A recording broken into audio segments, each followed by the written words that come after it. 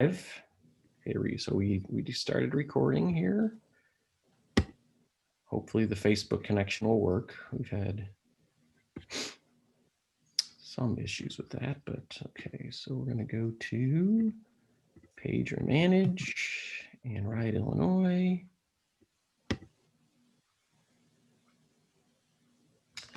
Got the little scrolly bar, which never seems to move at the same pace as what's actually happening.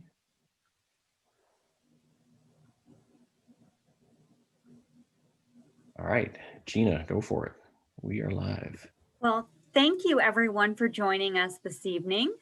I'm Gina Kenny with Ride, Illinois, and we are thrilled to have Sheri Rosenbaum with us today to talk about cold weather cycling. This has probably been our most popular webinar thus far, judging by registrations. So thank you guys for joining us today. I'm going to give a little intro, and then I'm going to turn it over to Sheri. So for those of you that decided to join us just because Sheri's so wonderful or because of the topic and you're not familiar with Ride Illinois, I do want to give you a little info about us.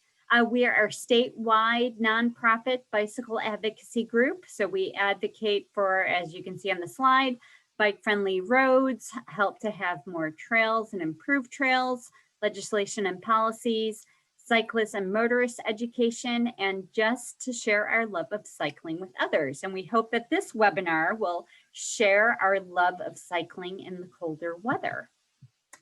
This is our staff. I had to put a picture of me riding in the snow. So Dave Simmons is our executive director. I'm our communications and projects coordinator. And then Ed Barsati had been our longtime executive director, and he is now in Florida. So he does not need, for the winter, he doesn't need this webinar as much as the rest of us do. I do have some of our corporate members listed here, so you can check them out, all of them on our website, and support them if you can. I did mention that we focus on education, and we have our bike safety quiz. So those of you that are new to cycling, maybe picked it up during the pandemic, we do have a bike safety quiz. As you take the questions, it gives you information on the topic. So we have adult cyclists, child bicyclists, motorists and driver's ed, and truck drivers. So everyone that's watching this evening, you may want to check out both the adult cyclists and the motorist ones. We do also have these available in Spanish. And then ways you can support us. I do want to give a little pitch to become a member of our organization. That's our largest source of funding. And right now we do have a board member match that if you're a new member or renew at a higher rate, board members will match it up to $7,400. You can also buy merchandise on our website, such as this very cool gator, which you may want to pick up after this webinar. You can buy it in black and red, and a gold one is a member premium. This is both mine and Dave's contact info. You can also find us on Facebook, Twitter, and just call our general number as well.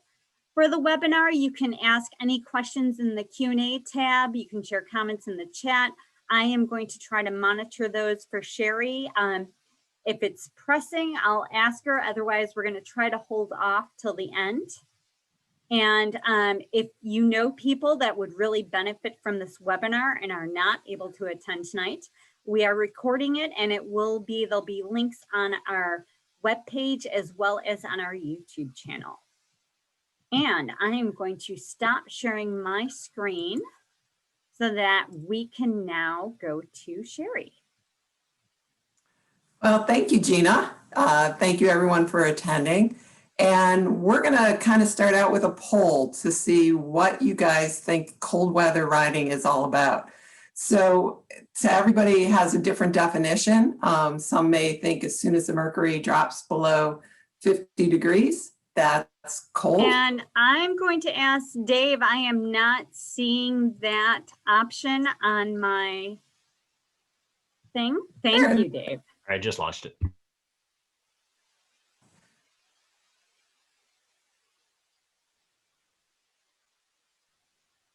So And please I can't answer the vote, poll but and let I'm us gonna know say what that temperature. I can't vote since I'm one of the panelists, but I'm gonna say, heck, I'll ride in any weather. Well, good, Gina. While you guys are voting, I wanted to give a couple examples. Some of the women I ride with, it's like they would not ride below 60 degrees, 50 degrees. And I've got one friend, Jen, who now will ride down to 30 degrees because I've shown her how to dress appropriately and be comfortable. And then I have another friend, Sandy, who's in her 70s. And we got her a gravel bike this year and got her a buff because she always said her face was freezing cold, and she was out there Saturday riding. So, you know, you can't teach an old dog new tricks. So let's see, what is our responses from the poll? Dave is doing that for us. There we go. Okay. We have a good mix. Wow. Yes. And I like that 33%. Heck, I'll ride in any weather. Well, thank you. All right, so a couple things to remember when you are riding cold weather is number one rule is to start out cold. If you start out comfortable or warm, within 15 minutes, you're going to be sweating and wet, and that's not what you want to be, cold and wet. So always start out a little chilly.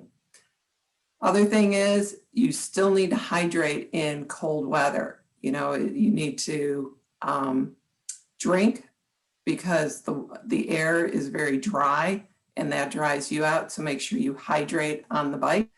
One of my tips are take one of those insulated bottles you use in warm weather riding and fill it with warm water, and it'll actually stay warm throughout the whole ride. Gina's showing that.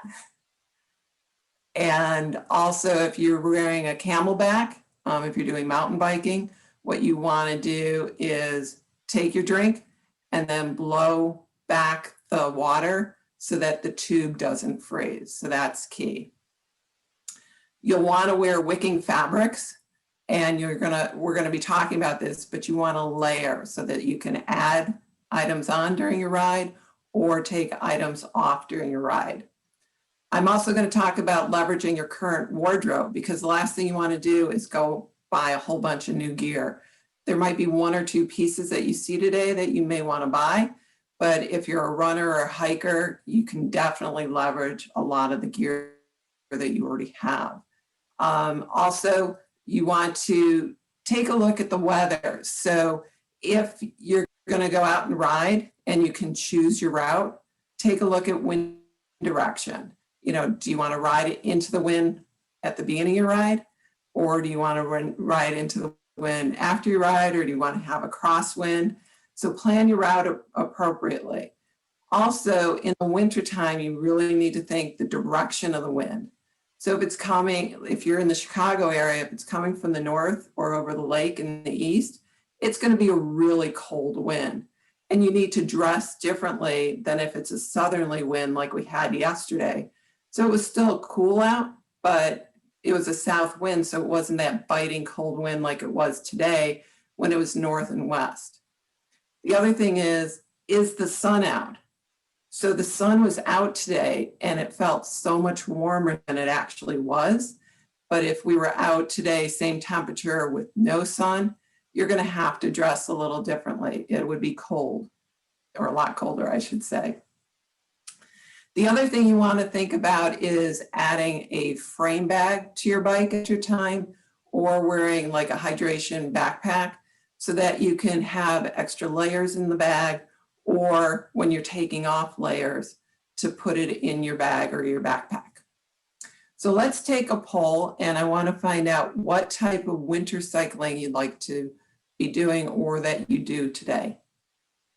Gina, if you could post that. I This don't is have the- that option. Sorry, this is the okay, the type of bike that, okay, well, the temperature drop. Okay, I got it. Yes. Launching now.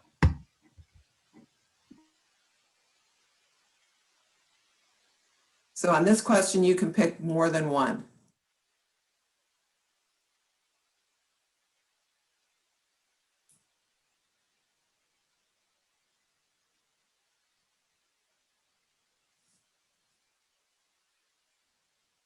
Okay, let's see what you guys like to do. Interesting. Got Still a lot of roads. Oh, we'll convert some of those fatties. People Yeah, who I do was going to fatty. say my top two are the mountain bike and fatty, and those were actually the lowest.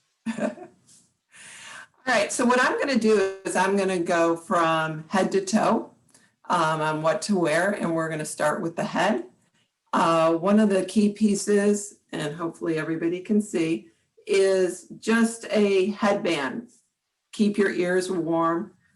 This, again, you're going to have to experiment to see what temperature the different layers work for you, what keeps me warm, maybe too many pieces of clothing for someone else or too little for other people. So I have these headbands that'll keep my ears warm. And for the women in the group, there's a little hole in the back for your ponytail. I also tend to take an extra one with me on longer rides because I sweat. And halfway through the ride, what I'll do is I'll take the wet one off, pull one out of my pocket, and put another one on. And it gets really compact, so it really doesn't take any room. Another piece is what's called a baklava.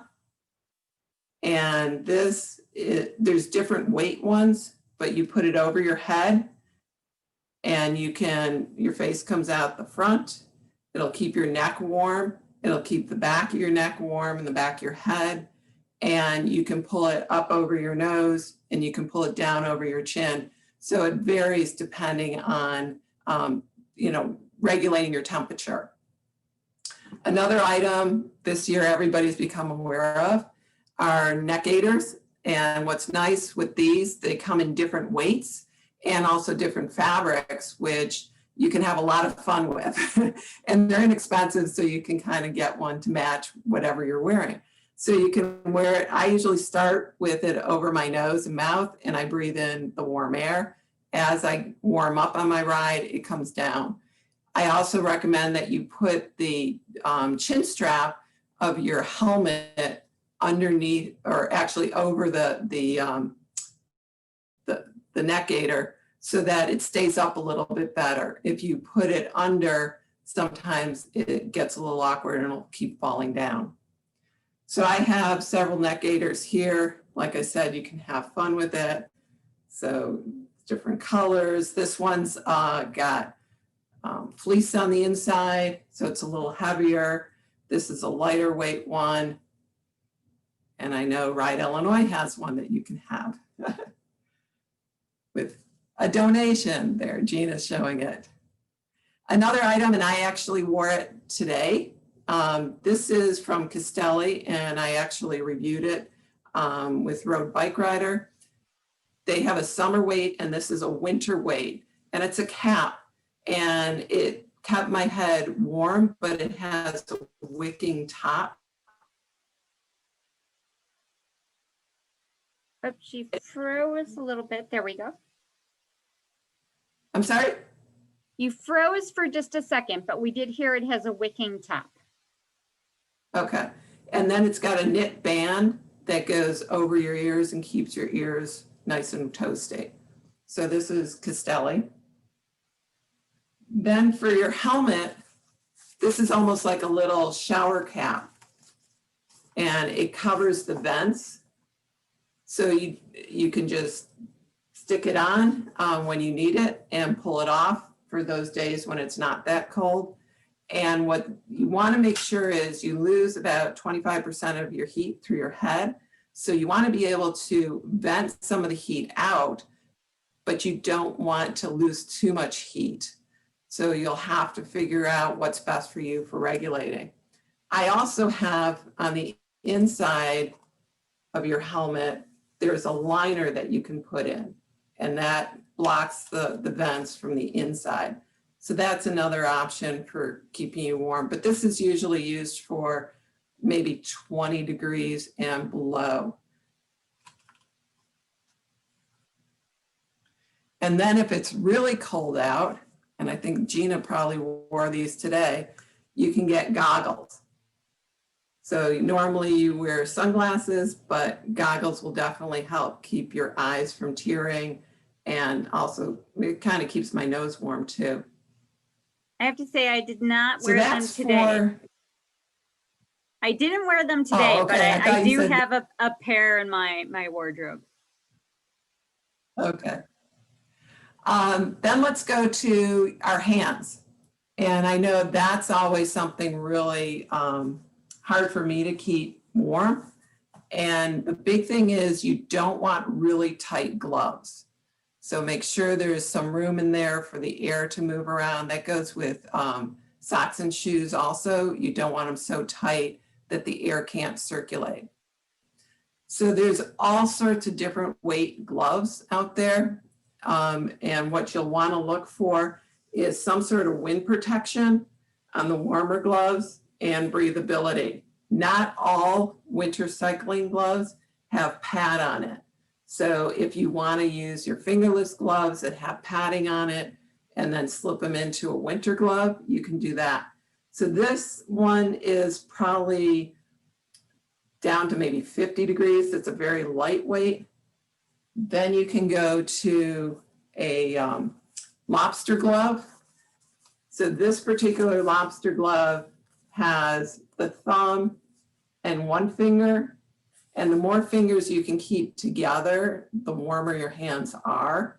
But you also have to be able to shift. So the one finger, or there's another version that has two fingers separated, and then your ring finger and your pinky together. So what you need to decide is, am I riding a flat bar bike, or am I riding a drop bar bike? Because you need to be able to shift and brake. So whatever's most comfortable for you. And then there's also, if you're going to go and venture out into really cold, this is actually a cover that goes over a winter glove. And it's got wind protection on both sides. And it also has the ability to use your cell phone. So that's another thing you may want to look at if it's touch sensitive, because it's a pain in the butt to take your glove off to use your cell phone or to take a picture, because I'm always taking pictures on my bike. And then lastly, to keep your hands warm, some of you may know what this is, or flat bars. So you stick it on one end and your hands actually go on the inside. And I can tell you, you can, if you put these on your bike, I have never tried the one on the drop handles, but they have one for road bikes too. You can wear a very lightweight glove if you put bar mitts on. This is made out of neoprene and it keeps your hands absolutely nice and toasty. You can also put a chemical hand warmer in there if you want to stay a little extra warm. Also, you can use chemical hand warmers inside your gloves, and you can use them. They have battery operated ones if you want to be a little more eco-friendly. Sheri, could you hold up the over glove again? Somebody wanted to know what the brand was. It's a Bontrager, and I think it's their Jack Frost line. It's a Bontrager. Thank you. Yeah, a lot of these items that I'm showing you, I'm not actually brand specific. It's something you need to look at, because as you know, when you go buy cycling gear, one brand fits you better than another brand. And the idea is to what you're looking for. As you'll see, as I get into the wicking layers and your jersey and your jackets, you want to look for certain things, but then you also want to look for fit. And then also everybody has a different price point. So a base layer you can find for 20 bucks and you can find for 150 bucks. So whatever's in your budget. So now we're going to go to our top. So for the women in the group, this is an icebreaker wool bra. And this is one of the best purchases I've made. I hear smart keeps you nice and warm, and it wicks moisture away. And that's icebreaker. Then what you want to wear is a base layer, and a base layer should stay very close to your body. It's a wicking layer. It's pulling moisture away. The last thing you want to do in cold weather is be soaking wet next to your skin. That's guaranteed to, get you chilled, hypothermia.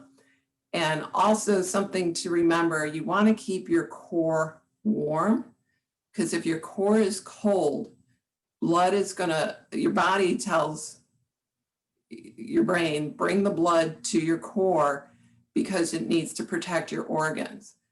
If all the blood is in your core, then it's not going to be warming your hands and feet. And then your hands and feet are going to get cold. So make sure your core is warm so the blood will go to your hands and feet. So the first thing is, if you're riding in 50, 40 degrees, you want maybe a short sleeve base layer. A long sleeve is going to probably be too hot for you. And hopefully you can see this.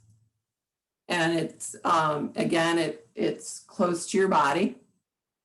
As it gets a little bit cooler, I really like this kind of base layer. It's more for fall. So it's got the channels that captures the warm air, but also you have in the back, you have this netting that allows the heat to evaporate. And hopefully you all can see that. Sheri, the one right before the pink one, somebody missed. They were wondering what type of undergarment that was. This is a short sleeve base layer. So we're going through the base layers right now. Thank you. And then as it gets colder, you have a long sleeve base layer. Again, this particular brand has these channels that capture the warmth. And as soon as you put something like this on, you feel warm. And then if there's a lot of wind, you actually can get a base layer that has a guard in the front. And you can see the shiny material that also goes up to the shoulder, and that is a windbreak. And on the back, you have just the regular fabric, which wicks away the moisture and also brings away the heat. And as I had mentioned at the top of the webinar, we want to help you leverage your current wardrobe. And the way you can do that is everybody's got short sleeve jerseys in their closet. You can get arm warmers of different weight. You just pull them on like a sleeve. The bands go underneath the short sleeve itself, so it should be right against your skin. There's silicone grippers that'll help keep them up. But this is a nice layer to add to a regular jersey. So you could use a short sleeve base layer, your summer jersey, and then the arm warmer. So that's a way to leverage your current wardrobe. And then, as I said, we're doing layers. So this is a vest. What's nice is it's a bright yellow, high visibility. So if you're on the trail, you don't need as much visibility, but this is going to break the wind. So the cold air is not going to go all the way through your body. It'll stop at this layer. This particular one is reflective, and also it's got pockets. So if you need pockets, that's always good to look for. Then we're going a little bit heavier. This is a vest, and it's got windbreaking in the front with some quilting. It's still very thin, but very warm. And anybody who's on this call that's over the age of 50, You know, we used to think cotton was the perfect fabric, and also thick, heavy winter coats was the only way to go. Now with these technical fabrics, it's wicking and lightweight and thin, and it still gives you as much warmth. So on the back of this, it's got, it doesn't have the nylon so that the heat can go out the back. I also like it because there's a zip pocket for security so that you can put your wallet and phone in it. So the thing is to think about, you know, do you have stuff in your pockets, you know, on the bottom layer and being able to get to them, or if you want your outer layer to have the zipper and be able to put things in there. Now we're looking at some coats. This particular one is, this is waterproof. Okay, so there's windproof and waterproof. So if you're gonna go out and it's snowing, this particular one's a Bontrager. What's nice about this, it's got the dual zipper, so you can zip from the bottom or from the top. So if you want to, you know, get to a pocket, you can just unzip the bottom. It also has a magnet at the bottom, and you can just yank, and you've got a little drop bottom. So it's reflective on the back, but also if there's any spray, it protects your tush from getting wet.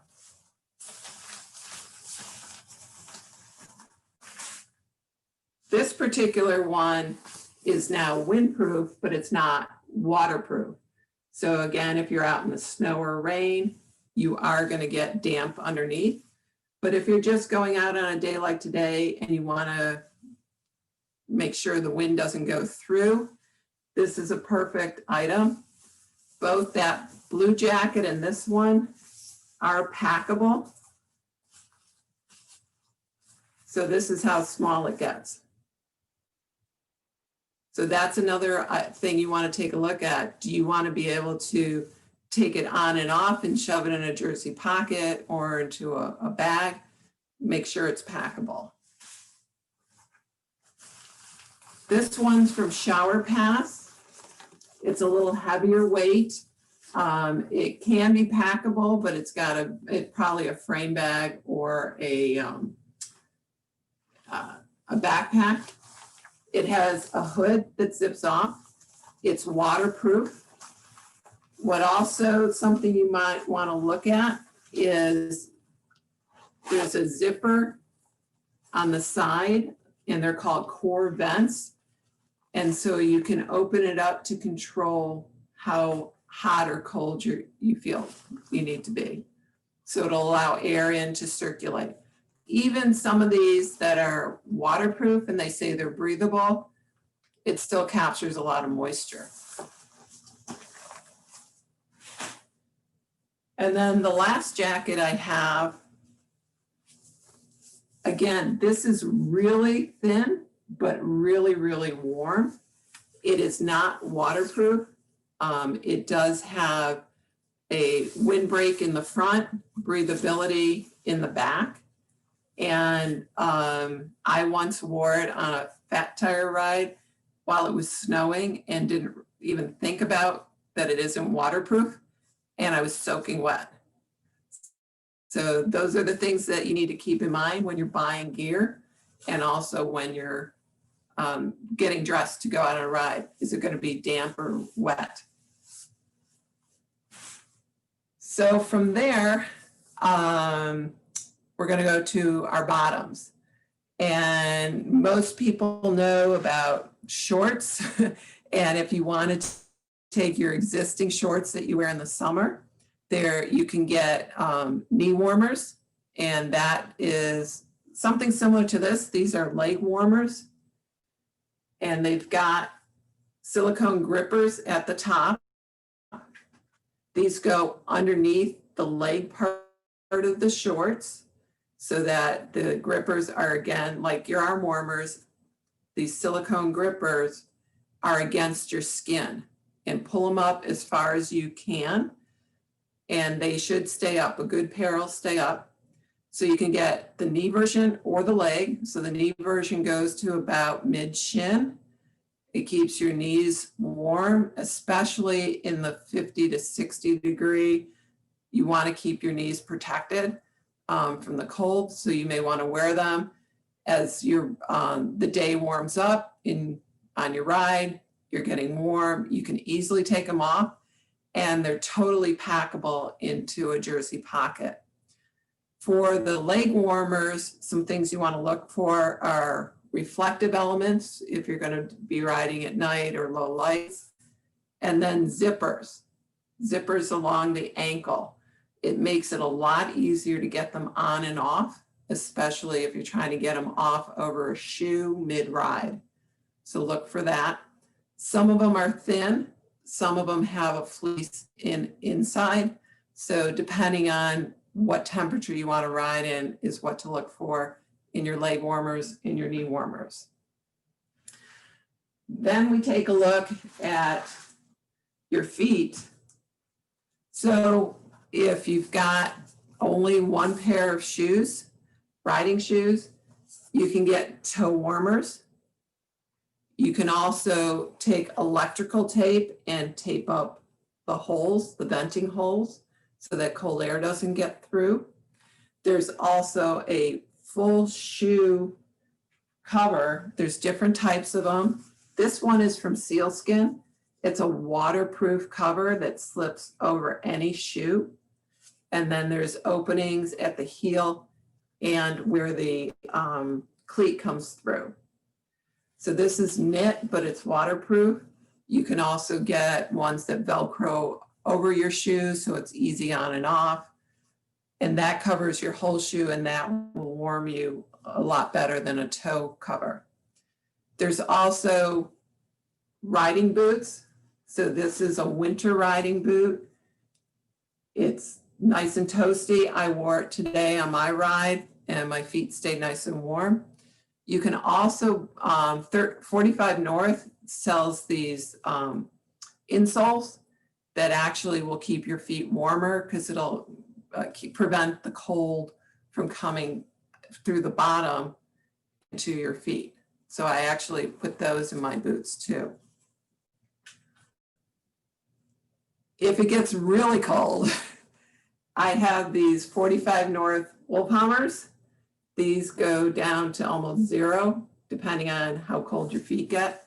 You can wear them with flat pedals, or you can put SPD pedals on the cleats on the bottom. But I recommend in the wintertime going to flat pedals. Again, leveraging your current wardrobe. If you have hiking boots, just put flat pedals on your bicycle and then use your hiking boots, and you can use your bike during the winter for that.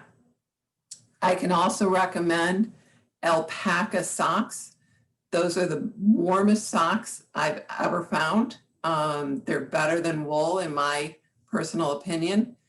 The alpaca fiber allows them to make them very thin, so it'll fit in your shoe easily and not make your your shoe so tight around your foot that air can't circulate. Alpacas of Montana make a really nice sock. There's also Follow Hollow, which is another vendor that makes them, and highly recommend. They're very expensive, but what's really nice is that you can wear them 2 or 3 times before you have to wash them. So something to consider. Other kind of hacks that you can do if you don't want to invest in very warm boots is taking baggies and putting them, so put on your sock and then put the baggie over your toes and then put your foot in your shoe or your boot. I also hear that Subway bags work great. They're just the right shape and length that you can do that, or just sandwich bags you can put. And someone Also, mentioned bread bags or Sorry? newspaper bags. Somebody mentioned bread bags or newspaper bags. Yes, that'll work too, depending on how big your foot is. And then also they do make chemical foot and toe warmers that you can put in. just like they have the hand warmers. So that's an option too. So those are all the examples I have of clothing that you can use. Let's put a poll up, and now that you've been educated, let's see, will people now venture out in even colder weather? And while they take the poll, somebody did ask on nylons or knee highs if those would work like the sandwich bags. I have not used pantyhose or knee highs. They may, you know, what's great about this is you can test and see how it works. And somebody asked about battery or electric socks. Well, I have a friend who has problems with her hands getting very cold. And she has electric gloves. So those are rechargeable and those keep her hands warm. I know there's hunting socks that are electric or battery operated. I don't see why they wouldn't work on cyclists. The big thing is that you don't want your feet to get sweaty.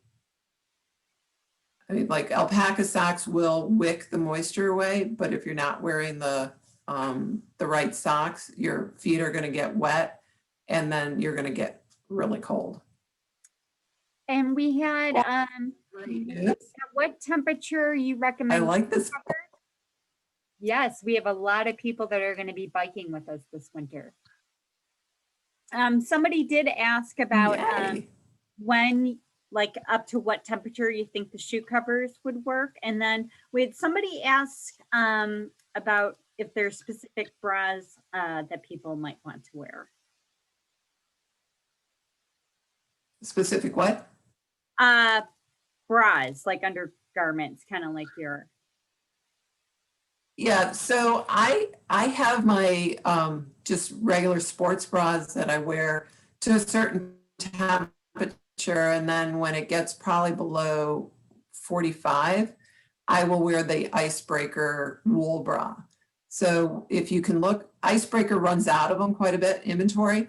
So you can take a look for Smart Wool. One of the women on my previous call recommended Smart Wool bras and to watch for them to go on sale because wool bras are very expensive. They're about $75, but you can wear them multiple times before you wash it. So it'll work great for the weekend.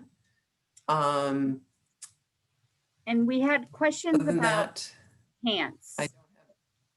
We had questions about pants. So I'm assuming one thing is like wearing your cycling shorts with tights over it, but if you had recommendations for more than just like the shorts with the leg warmers. Yeah, so I'm sorry, I missed that. Thank you. Yes, tights are great. You can wear your running tights. Today with the cold wind, I wore a pair of tights over my summer shorts that actually had wind block in the front and had ventilation for the heat in the back. And I was perfect. And again, like with the leg warmers, look for zippers on the sides so that it's easy to get on and off both over feet or over shoes. And if you don't mind, we also had a question if you can give us some sample outfits at different temperatures, 40 versus 30s.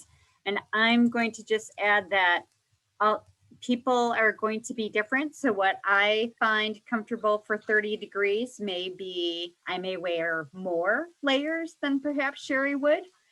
So before she gives us some tidbits, I'm going to say if you just keep riding all winter, you're going to soon learn what feels okay at 40. And if you're a little cold, add more. But if you have some like what you typically wear.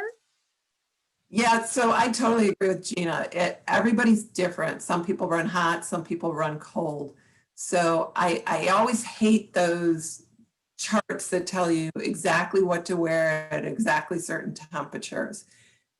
My idea is just use layers and test and see what works for you. And also what I wear today is very different what I would wear on the same temperature in February, because 32 degrees in February is going to feel so warm to us. But 32 degrees today was really cold.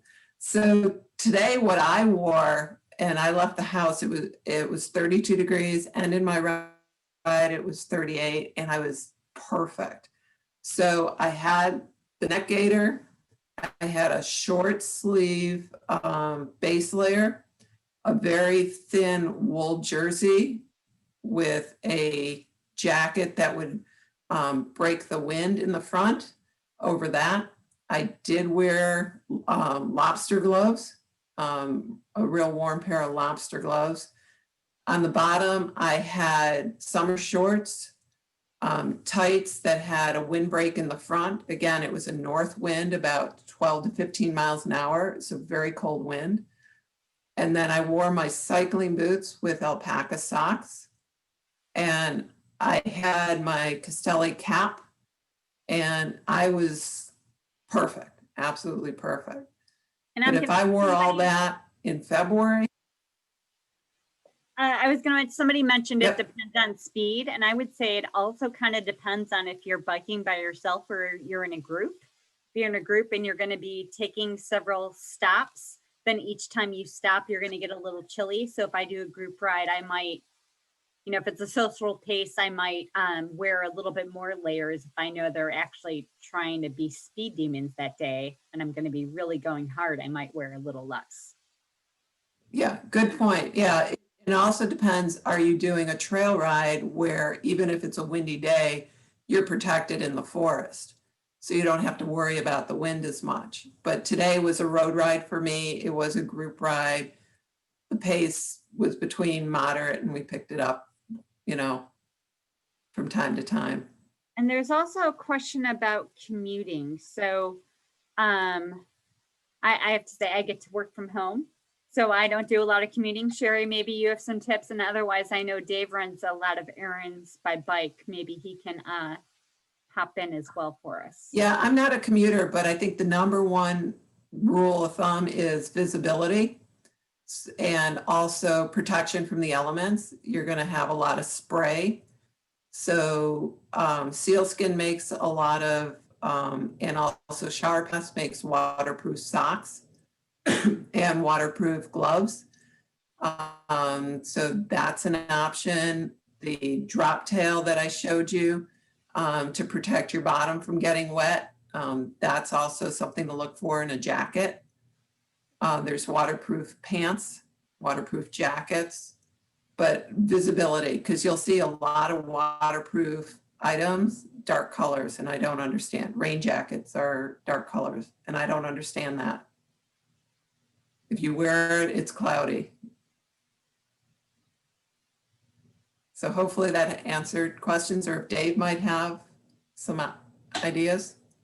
And I do want to say at our, a couple have now dropped off now that we're ending, but we had 84 people. So this may be a record for us. And I am I'm gonna hold up my old boots. It's gonna be a little hard to see.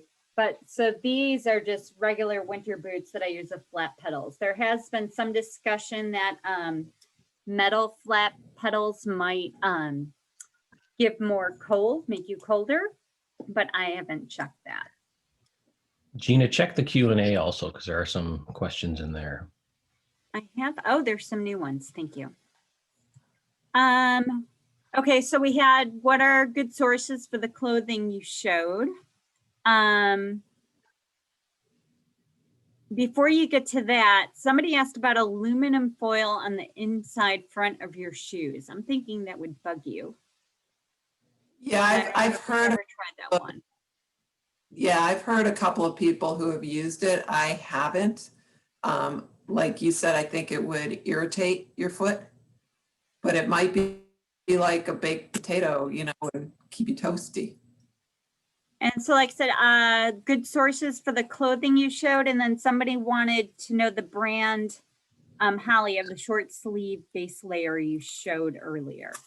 So the short, all the base layers, you can find any of the major brands, you know, Pearl Izumi, Bontrager, ASOS, all the major brands carry base layers. So again, it depends on what fits you and what your budget is. Because again, you can go from $20 on Amazon and the fabrics may not be as good, all the way up to $150. So, you know, take a look.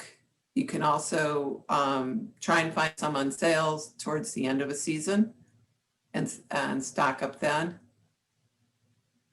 And we had You a know, question the ones about, I'm showing are, sorry, go ahead, say yours first, then I'll give the next question. yeah. So the brands I was showing are actually several years old, but Kraft I really liked, and Pearl Izumi. And then we had how bar mitts work. I think I have one with me, but you may have better lighting. So I don't know if you want to explain, show them how it works. And then somebody, Elizabeth mentioned for commuting, she prefers wool or silk base layer. Okay. So hopefully you can see, this is for, actually you can also look at bar mitts, the actual website, and it's MITTS, and it'll show you how they actually fit. But there's Velcro here in your, this would be the right side, and the bar goes in here and your hands go inside and can grab and the shifter and everything through here. So my suggestion would be is to go on their website, take a look. It'll show you how it fits on the bike. There's also different sizes for different size bars and different models of bars, if they're drop or if they're flat. And I will point out there is a little Velcro thing inside the bar mitt that you then wrap around your handlebar that kind of stops it from moving. And there's zippers that will keep it from moving I don't know if around you on you. see in there or not. But It's there's kind of hard to a see, Velcro but yeah, strap. there's. So you wrap it around your handlebar and you zipper it up. And then when you pull your hand out, you don't have to worry about the whole bar mitt coming off as well. Right. Oh, and then Holly did want to see that short sleeve base layer again. She wanted to know the brand. I got a pile of clothing here. Hang on. Oh, and Rich mentioned the new bar mitts have zippers for temperature control, which is awesome. I know the pair I got was at the Chicago Winter Bike Swap a couple of years ago. So those do not have a zipper to regulate temperature. So this is the short sleeve, and they actually come in different weights. Oh, and that's Pearl Izumi. This particular one is Pearl Izumi. But again, all the manufacturers carry them. I think we may have gotten most of them. The tips for city bike commuting, I think that would be, we've already kind of gone into that. You're probably going to want to worry more about your outermost layer to prevent kind of slop, and I would say bringing a waterproof bag so you have clothes to change into when you get in there.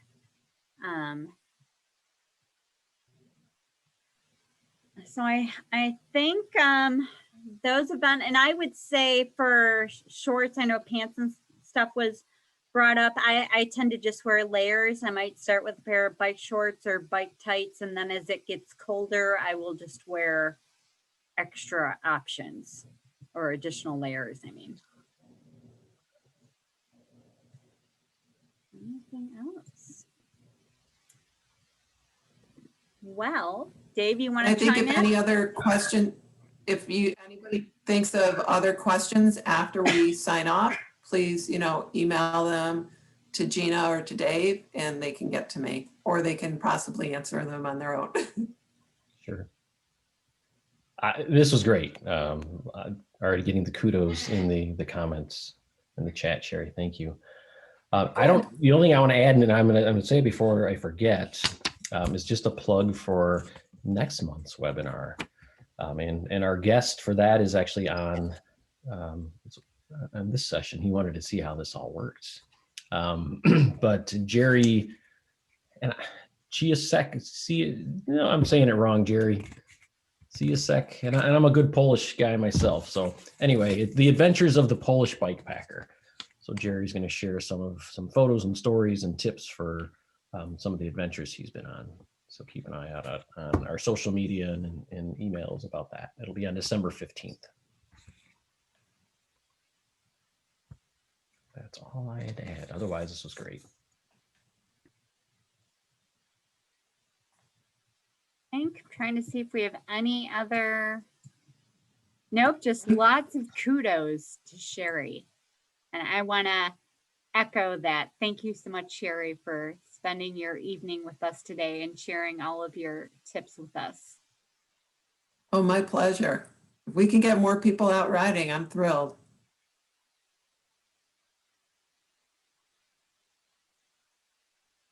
So Dave, should we wrap it up? I think that wraps. Yeah. I mean, feel free to head out now. It's before 8 o'clock or maybe tomorrow, but yeah. No, this is great. Gina, thank you. Wonderful job moderating. And yeah, it sounds like everybody walked away with something new. Someone did say Santa suits are warm as well. So who knows? Maybe that's going to start a trend now. Yeah. Good to see some familiar names in the list and also some other folks as well. Yeah, I think that wraps And I it. know Holly who was asking questions, so I can even show her. There you go. All right. Thanks, everybody. We'll stop the recording. This will be available. It's on Facebook Live, and then we've got a YouTube channel. We'll post that too as well. So you can always revisit in case you didn't capture all the information that Sheri had to share. Have a great evening.